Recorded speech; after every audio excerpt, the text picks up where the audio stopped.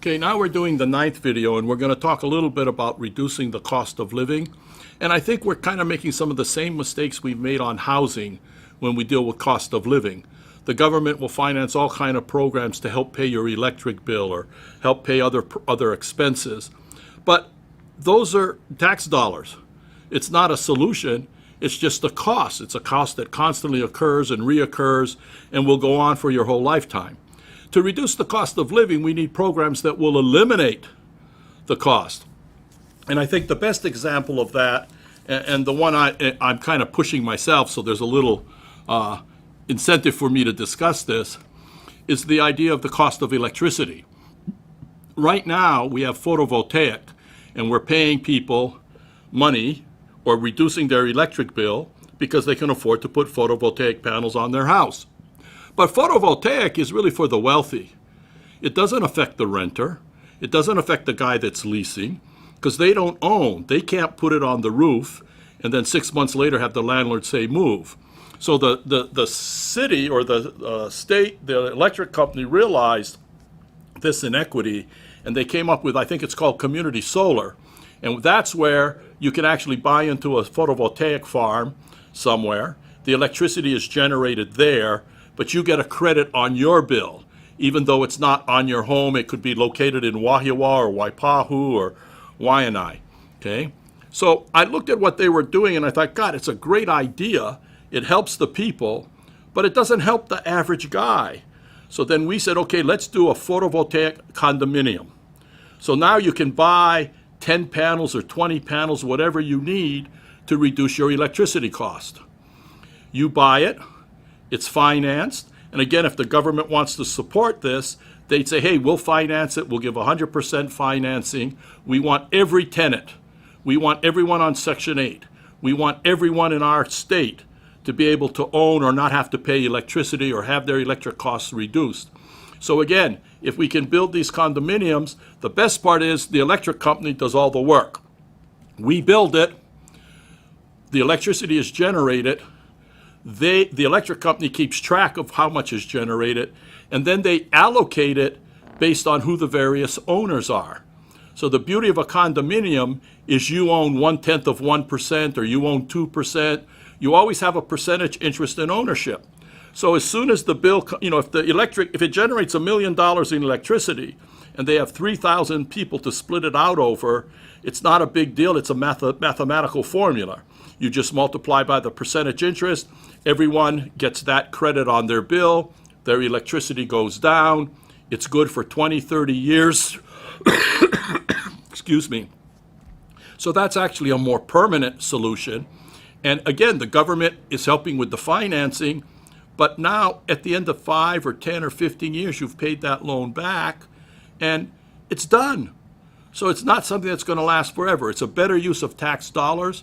It's a better use for creating value. So again, that photovoltaic condominium should actually be the requirement in this state. Because, remember, in a photovoltaic condominium, you're not changing how it's built. You're not changing how it operates. The only thing the condominium does is change how it's owned. Instead of being owned by a company or a co-op or whatever, it's now owned by 3,000 or 4,000 people, each having their percentage interest. Okay, and it's structured so there is a maintenance fee to maintain it, keep it going. But again, really, there's no swimming pools, there's no elevators, you're not painting every so many years, there's no structural issues as a rule. This is a much less expensive condominium to deal with. But again, if everyone wants it to succeed, it can succeed, and it can greatly reduce our cost of living. So those are the kinds of things I think if we look at, we say, okay, we're doing something, it's not making sense. Even our electric company, we should work on trying to buy the electric company and bring the ownership back to the people of Hawaii. They're doing it on Kauai. It's working well. I think everyone is surprised it's working as well as it was. But again, if we do that, it might help to reduce cost further.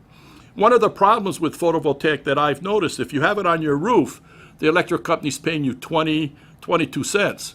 If you build a photovoltaic farm under this program, it looks like they're going to pay you 11, 12 cents. And I kind of wonder, okay, so the wealthy guy in Kahala or Nuuanu or wherever, he gets 20 cents. Then the local guy who's struggling, he only gets 11 cents or 12 cents or 15 cents. It's like, why? If you go pay 28 cents or 22 cents or 19 cents to the guys that have it on their roof, why not pay the same amount?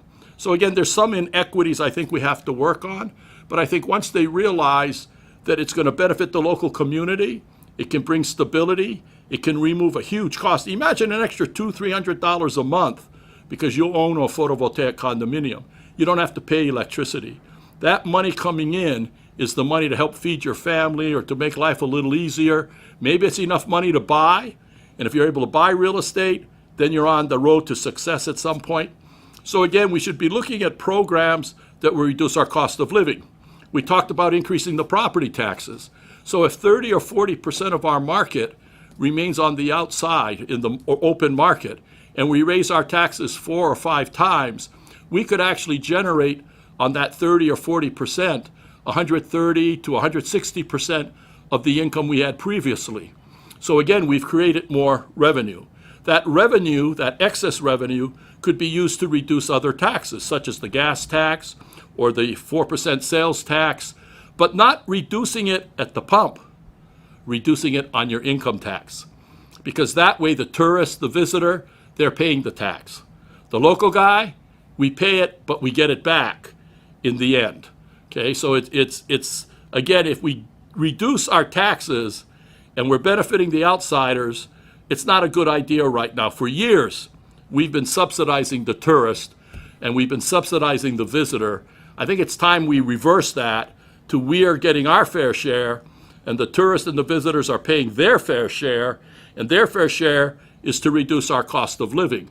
Their fair share is to make it easier for us. And again, we're not asking for anything that a mainland state's not doing or not charging. We're just changing the structures to where we don't give the benefits up front, we give the benefits in your state of Hawaii tax return. The other place to reduce is REITs, Real Estate Investment Trust. We have all these properties that are owned by mainland REITs. You know, Ala Moana Shopping Center, almost all of our hotels, all of our industrial parks, most of our office buildings are owned by REITs. They pay no taxes in the state of Hawaii. Oh, they tell you they pay taxes, but they mean, well, we pay property taxes. We pay the 4% sales tax. Well, they don't pay that. We do. It's in the price of what we're buying from them, or the tenant pays it as part of the rent. But they pay no income taxes. And they tell you, oh, the income taxes aren't that much. I don't care if it's only $1 million or $10 million. I want you to pay your share. I'm tired of paying extra taxes so some mainland company can be tax-free. And again, it's really sad because this thing has passed the legislature 2-3 times, and again, the governor vetoes it. Vetoes it because 1 or 2 unions oppose it because they don't understand it, and these REITs are saying, well, if this passes, we're going to move out, we won't build.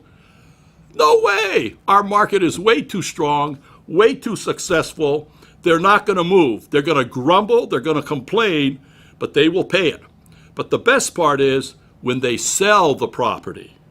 That's where the big taxes come in. You know, you buy Ala Moana Shopping Center, let's say for $150 million, 40, 50 years ago.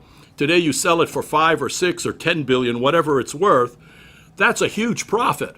Right now we get zero. I think it would be great if we got our fair share of that, because that will help to pay for our schools, it'll help to pay for our education, it'll help to reduce the tax on the local guys. Again, it's one of those things that one other state has taxed the REITs, and it had no real impact on REIT investment. In fact, REIT investment went up in that state. The advantage to the REITs is not the state tax forgiveness, it's the federal tax forgiveness. Yeah, it's a bummer we're going to charge our share, but they can afford to pay it.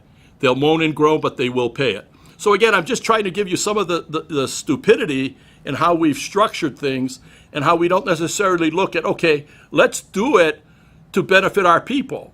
Let's change what we're doing.